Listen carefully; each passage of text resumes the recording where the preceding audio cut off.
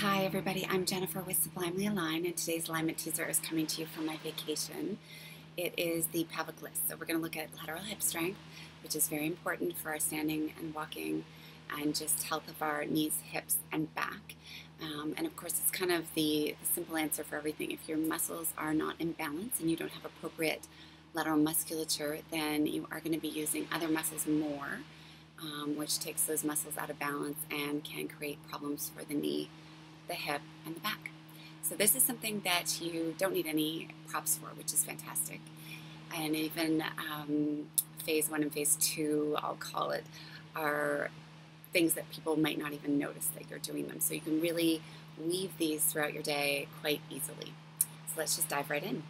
Now, if you've not seen or know the stance principles, you might want to take a peek at my blog post and YouTube video, Get the Most of Standing Around.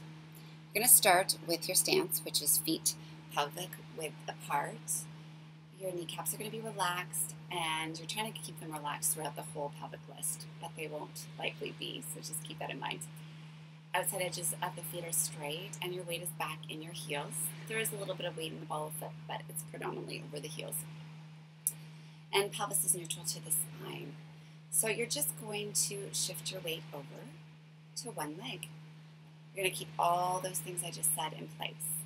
And you're going to start to notice if you're using more muscle in the glute of the standing leg as well as the lateral hip musculature. And this is your first phase. Now, if you've never done this before, I can almost guarantee, even if you're fairly athletic, that this will tire quickly if you keep the weight in the heel and you just kind of hang out here. So you want to make sure that this feels comfortable first. If you have a hip replacement, you definitely want to follow the guidelines of your surgeon. But once you've kind of mastered this, and you can definitely do this without people noticing, so this can even be something that you just kind of hang out here for a bit, and then don't forget to do the other leg. But once you've mastered this, if you want to progress it, you're going to keep everything relaxed in what we'll call the gesture leg, and you're just going to press into the heel of the standing leg to hover the gesture leg off the ground a little bit.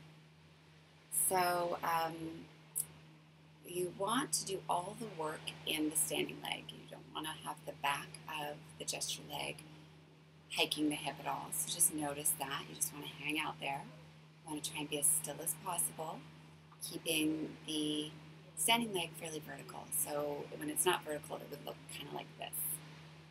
So try and keep it vertical. That's part of using the lateral hip musculature. You're just going to hang out here, and you're going to check to see that you're not gripping the quads like I was doing, and you're going to get the real weight into the heel and let the kneecap relax.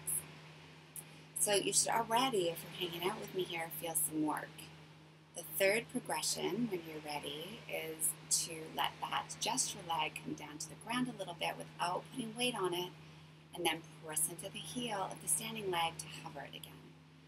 So my gesture leg, I'm just going to give you a peek. It's just hovering off the ground ever so slightly. In fact, as I swing it back and through, I can feel it just skim the ground. So it's not far off the ground.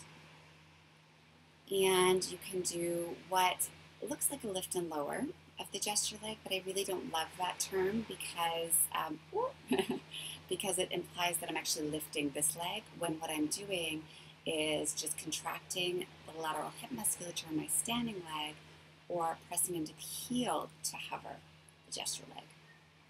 And if you want to add a little bit more intensity, you can even rotate the front of the pelvis a little bit towards the standing leg. So that felt good. You want to make sure that you are in a proper shoe. So not a heel, ideally, although absolutely you can do this while you're out and about, standing in line. It's great to try and bare feet when you're at home, so if you're prepping dinner. And this can kind of be woven throughout the day, and people really, unless they're looking at your feet, they probably won't notice this, at least phase 1 and phase 2. So make sure you're using a stepwise approach to progress it appropriately. Good luck and enjoy.